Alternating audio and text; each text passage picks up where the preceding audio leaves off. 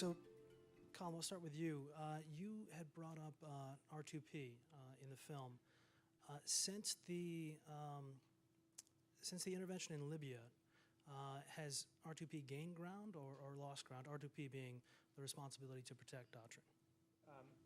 Yeah, it's kind of gone in both directions. And I mean, my feeling about R2P is that this is the responsibility to protect the intervention doctrine, which, in my view, the really critical issue is not so much whether there's a doctrine or not, but whether there's political will to intervene. And there was a genocide convention before R2P, and which had obligations, moral obligations on countries to take action in the face of mass atrocities, but it wasn't quite clear on what exactly that obligation consisted of. So that in a situation like Darfur, where the U.S. sort of declared under the Bush administration that what was going on there was genocide, at the same time, Secretary Powell could sort of define down the requirements of the Genocide Convention to say that you can do a number of things to try to improve the situation, but it's short of military intervention. And so the debate on R2P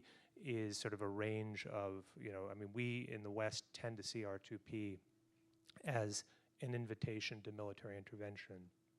Much of the membership of the United Nations, the developing world, focus on other pillars of R2P, and it's basically there are different sort of elements of R2P, and it starts with first the obligation of a state to do what it can to prevent atrocities, and then kind of a requirement by the rest of the international community to try to do what they can to help them.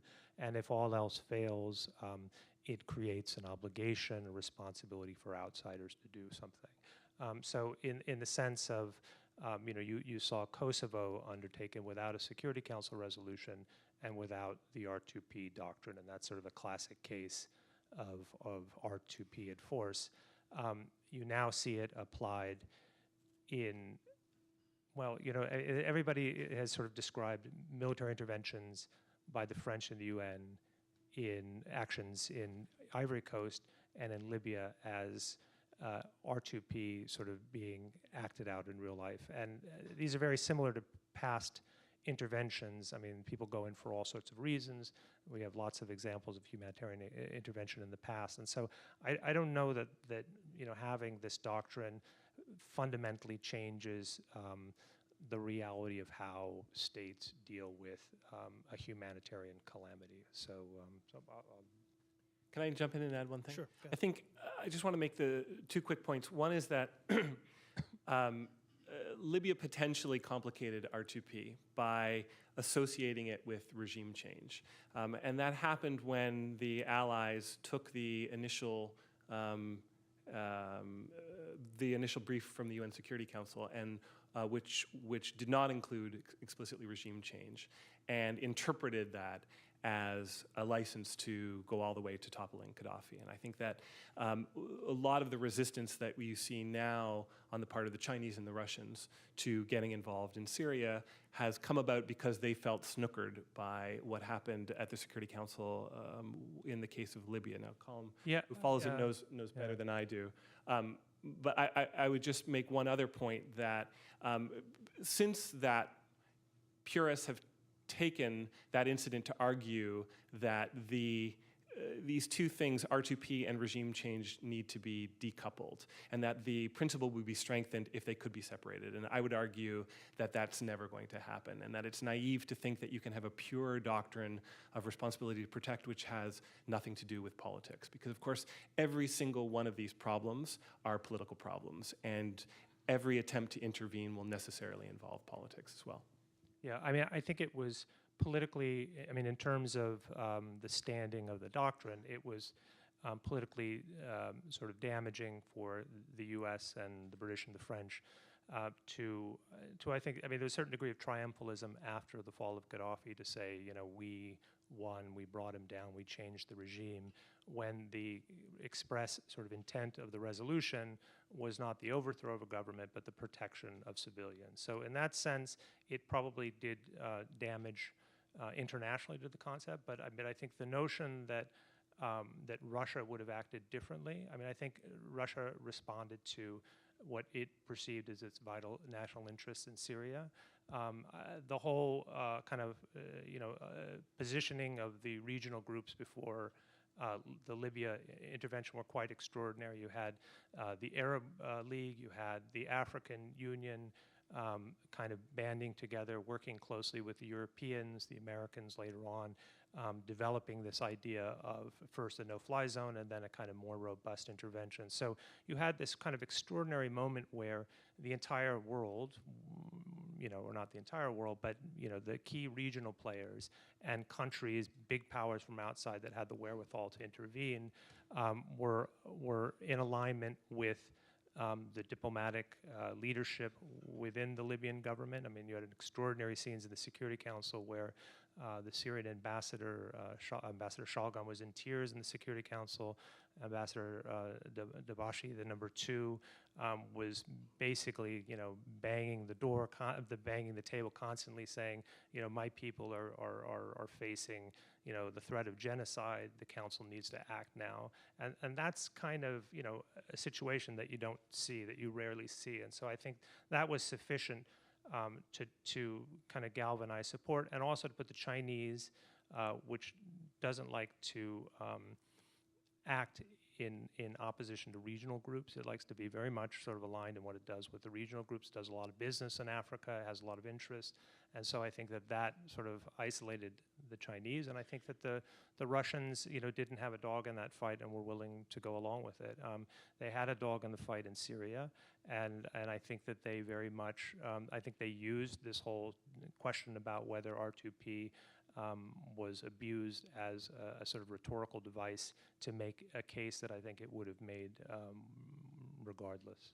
I want to tag in and make one final point on Libya, which is at the same time that the ultimate regime change potentially complexified the principle, in another important sense, it strengthened it. And that's because if you think about what R2P actually says, it says that governments have a responsibility to protect their own citizens from atrocities, and that if they fail to do so, they are vulnerable to outside intervention. And because Libya is a case where precisely that happened, the underlying principle of the responsibility of local governments to protect their citizens, or potentially, not necessarily, but potentially suffer the consequences, that was strengthened. One of the things you touched on in our interview for this film was the myriad considerations that U.S. policymakers have to consider when deciding whether or not to intervene. Some of those were, our values, U.S. interests, costs, and political will. After a decade of war and a heightened awareness of increasing budget deficits, how has that calculation changed? Well, let me lay out the basic rubric, and then we can talk about how it's being applied at the moment. I think that, and when you think about intervention, you should think like a policymaker, and here's how I think that it breaks down. You have 3 or 4 basic questions. Do you want to do it? Can you do it? Do you have a likelihood of a good outcome? And do you have to do it? What I mean is as follows. Do you want to do it? This speaks to the general proclivities of the commander-in-chief. Recent history also tends to be relevant here, although it can cut in either direction. Something like Benghazi can make you less interested in intervening. Something like Rwanda, where you didn't intervene, and then there was a tremendous sense of regret afterwards, can make you more interested in intervening. So do you want to do it? Number 2, can you do it? And here a range of factors come into play. Military capacity, economic capacity, international support, domestic political support, the likelihood of a good outcome, which is critically important. And then, do you have to do it? That is, do you feel compelled by strategic reasons? And again, these can be economic or geopolitical or military. And you have to get a yes on all of those for it to happen. There are some cases where you don't have to do it, but you decide to do it anyways. But you certainly have to want to do it, you have to have the capacity, and you have to have a strong likelihood of a good outcome. And I think that, in large part, as well as some capacity issues, although those can be overstated, are what's holding the United States back on Syria now. And if you have a question, just raise your hand and a mic will come down to you. We've got one gentleman here. Where are the microphones? Whichever microphone is on this side, if you could run it down. Thanks. just be one moment.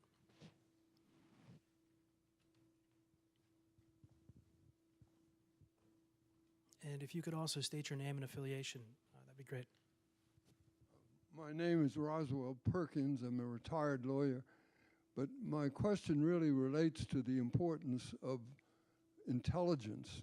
These are considerations that have been so effectively described, but they cannot function well unless we have confidence in the intelligence of what's going on in a country. And I'm not adding to the issues in the sense of what should be the consideration, but certainly in this day and age, the quality of intelligence, which we're trying to get by all kinds of means, drones and everything else, but certainly the quality of intelligence that drove us into Iraq was a disaster. So I hope that you might bring that out in these discussions. So the question might be, how does the quality of intelligence, what role does it play in deciding whether or not in making a final decision, to what extent is the quality and the reliability of intelligence a major factor or not a major factor? Well, I don't have an answer. I mean, I'm not an intelligence reporter, and although I did cover a lot of this stuff on the WMD during the run-up to the Iraq War, but I think that, you know, the whole debate around Iran, around Syria, are very much, are very much influenced about the questions and sort of the confusion about the intelligence. I mean, on Iran, you know, you went through an entire year where there were all sorts of warnings coming, particularly from Israel, from Netanyahu, and from others in the U.S. that there was a great sense of urgency on the timing of Iran's capacity to develop the nuclear weapon, and that time frame has been now pushed off, particularly after the election. I think that there's not a real keen desire for the Obama administration to engage in a military confrontation with Iran. But I mean, one of the things that I think is that we didn't touch on earlier in terms of, you know, issues that sort of that bring about sort of military confrontation is just questions of miscalculations, and one sees that particularly in North Korea right now. And I think that, you know, that we have this pattern in our discussions, in our kind of back and forth with the North Koreans, where there's moments of enormous, you know, kind of bellicose rhetoric, and that, you know, and that there's a certain rhythm, and that the tension rises to a certain point, and then you start, you know, talking more peaceably and beginning to restart negotiations and discussions. But there, I think, particularly this time around, there's real concerns that that the South Koreans, particularly the North Koreans, that there may be a miscalculation, and I think that that's one of the reasons why the U.S. has kind of softened some of its tone a little bit, which is concerned that that you have new leadership in South Korea, that this is the first major test of the leadership, and you know, nobody knows how far the two parties are going to go. And so I think that there's, you know, I think that that would be the biggest concern in a place like North Korea of a of a sort of confrontation, is just those two misreading one another. I hate to keep agreeing with Colum, but I do here as well. I just want to add two slight points, which is I think that you're very wise to raise the general point. There's no question that the failures, the spectacular intelligence failures in Iraq, has had a decisive impact on everything that's happened since, and that's happened in two ways. One, there's generally much greater skepticism, whether it's the Iranian nuclear program or the composition of the opposition in Syria, about what we actually know than there might have been before Iraq, number one. And number two, even now, when we do have good intelligence, I think we're, and here I'm speaking about the US government, are less likely to act, A, because there's a lot of second guessing that goes on, and B, because there's concern that we just won't be able to sell it like maybe we could have before Colin Powell went to the Security Council. Or maybe they don't want to sell it. I mean, sometimes one gets a sense in a situation like Syria that the administration is not inclined to engage. I mean, it's beginning to gradually increase its support for the opposition. But I would think that they would, for political reasons, would have an interest also in being more cautious about some of the intelligence, if the intelligence, in any way provided ammunition for or a stronger case for intervening militarily. So I think this administration is kind of is very cautious about military intervention. Doesn't like to do it. When it does it, it likes to do it behind somebody else. I mean, the perfect case is, we're seeing, look at the French. These, in the last year and a half. I mean, they're intervening all over the place, and they couldn't do it if they didn't have, some assurances of military support. I mean, NATO went into Libya, but it was very much the French and the British out in the lead. The French, led the military operations against Laurent Gbagbo in Ivory Coast. They're very much in the lead in Mali. They're drafting, they were the chief drafter of the resolution, the Security Council, opening the door to this UN intervention brigade, which puts the UN in a kind of unusual position of having a kind of war-fighting capacity in the Congo. So in a way, what we're seeing, particularly in Africa, is that this kind of role of kind of regional policemen is being played more actively by, say, the French than by the U.S. And let's go to Noel. Noel Latif with the Foreign Policy Association. Intervention is very costly at so many levels late in the crisis, and I'm just wondering to what extent there's growing awareness within the United Nations community of the importance of early intervention and conflict prevention as a way of approaching these crises. Yeah, I guess there's always, everybody says that there should be more of that. They've developed a whole peace building capacity, which is really more about sort of after the peacekeeping operations are done, because they're so costly. But they've invested a lot in their in their sort of diplomatic troubleshooting and trying to build up that capacity so they can head off conflicts. But conflicts happen, and they happen a lot, and so it always comes back to when there's a crisis. Everybody wants somebody to intervene. The U.S. isn't going to do it. The U.S. only intervenes in sort of situations where they see there's a vital national security interest. For the rest of it, it's kind of the world makes it up as they go. I mean, one of the interesting things about thinking about an issue like intervention from where I sit at the UN is that it's not about the United States. It's about a process of experimentation, of figuring out how to do it on the run. And so if you're doing it in Somalia, you have some UN mandate, but you have African troops doing it under their own command and control with some logistical support from the UN. If you're in Ivory Coast, you have you have a French kind of rapid reaction force serving alongside a UN peacekeeping force.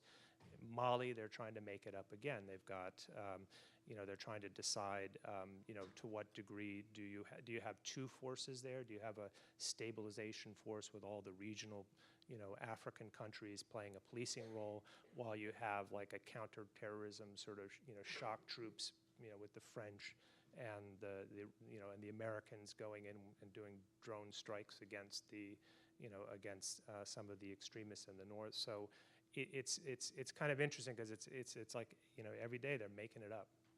They're figuring out how to do it. And we have time for just a couple more. Nina Henderson, Foreign Policy Association. The role of history and treaties. I mean, all of the French situations that you just, if you look back in history, Côte d'Ivoire and all these things are all French colonization issues. They also, modern day, have active interests in many of these countries, none to say the least of how close they are to them in some cases. So the whole issue of history and treaties. South Korea will be a treaty issue. So, your thoughts on that? you want to field that one, John? Sure.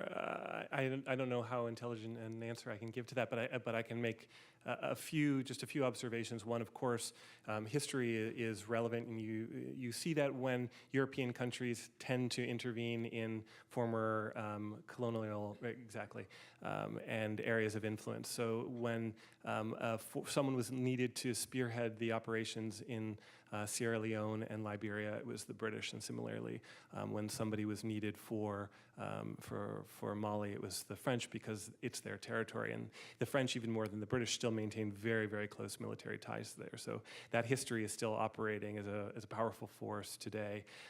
Treaties can compel an intervention in the case of a potential conflict on the Korean Peninsula. We could see the same thing in what's the real nightmare scenario, which is a hot war between China and Japan. Although there, I mean, it's important to recognize that while treaties on paper are decisive, they are not necessarily decisive in the moment. And you've already started to hear some argument from, if not the government, U.S. government, then pundits about how a conflict between Japan and China would not necessarily, under the terms of the treaty, compel the United States to get involved, principally because it's a defense treaty. And so if the Japanese can be determined to have initiated the hostilities in any way, then the Americans are off the hook. Yeah, I'll talk about the French interventions. I mean, this sort of colonial role, Jonathan was saying, cuts both ways in terms of, the baggage that it brings, but also the sort of obligations and responsibilities. And I think that the French genuinely are not dying to get back into this game. And that, both President Hollande and Sarkozy before him had, they had basically stated policies of trying to kind of, remove themselves from that historical role. But, there have been efforts to try and, over the last, decade and a half, to really try and develop local regional capacity. There's been a lot of work in West Africa. You were talking about the Sierra Leone, Ivory Coast, Liberia, where you're building up an ECOWAS and the sort of West African forces, and they have been trying, and they're, I think, keen on playing a more assertive role, but they have real limits of capacity. And so you still find in places like Congo, you have occasionally, there are situations where the French, in Operation Artemis, had to go back into the Ituri region to stabilize the region several years ago, because the UN peacekeeping forces weren't adequately equipped to do that. So I think there's a lot of, I think a lot of this is just, there's a need for intervention, or there's a consensus in the broader international community that there are situations that require stabilization forces and even enforcement brigades at certain times. But not everybody is willing to do this that is capable of doing it. So it's kind of a work in progress. All right, we have time for just one more, and right here. Could you follow up a little bit on your 4 points? It seems to me that one of the points you left out was the failure to do something in terms of in a timely manner. So, for instance, in Syria, by waiting as long as the international community has waited, we've allowed other players now to come in, which makes the intervention even more complicated in terms of deciding. So could you talk about the failure, whether that's a consideration? If we don't act, what will take place? Sure, absolutely. Syria is in many ways the perfect problem to discuss when we're talking about intervention, because the arguments for intervening are so strong and the arguments against intervening are so strong. And I have to confess, I've now been thinking and writing about Syria since the beginning of the conflict, and I've written several pieces about intervention, and my thinking has flip-flopped. So it's no surprise that the administration is struggling as hard as it does, because it's not a slam dunk. If anything, it's a 51-49 kind of decision. So among the reasons to intervene is well, in fact, I made a list of them because there are so many on either side. Okay, so here we go. And this is not exhaustive. Reasons to do Syria, to stop the bloodshed, to weaken Iran, to bolster declining U.S. credibility, to prevent the destabilization of Iraq, Jordan, and Lebanon, to avoid Israeli entanglement, to help determine the post-Assad settlement and sideline radical Islamists, because Al-Qaeda is gaining in strength, starting to play a bigger role not only in Syria, but also in Iraq as well, where it's approaching strengths that we haven't seen in years. And other powers like Saudi are intervening in our absence, and these are countries that we would not want to determine the future of Syria. Okay, so those are some of the reasons to intervene. But on the other side, you have the reasons not to intervene. You have economic constraints. This is a good week to be talking about those when Chuck Hagel has just warned that more defense cuts are coming. We have a president who's talked about nation building at home and has explicitly promised not to occupy another country. We have strategic constraints. The U.S. just got out of one occupation and is desperately trying to get out of another. We have geopolitical constraints, which are the fact that the Russians and the Chinese are strongly, strongly opposed. We have Obama's own ideological constraints. This guy is a pretty hard-boiled realist who is not particularly susceptible to humanitarian impulses and thinks primarily about strategy in a fairly cold-blooded way. Then you have this question that I raised before of the likelihood of a good outcome, which is by no means clear. And then finally, how would you intervene if you chose to intervene in Syria?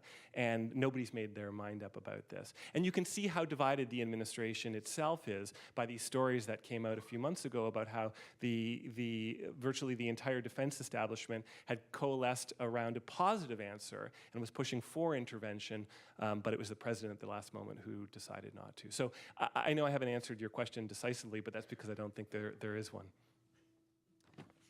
I'd like to thank our guests for joining us tonight.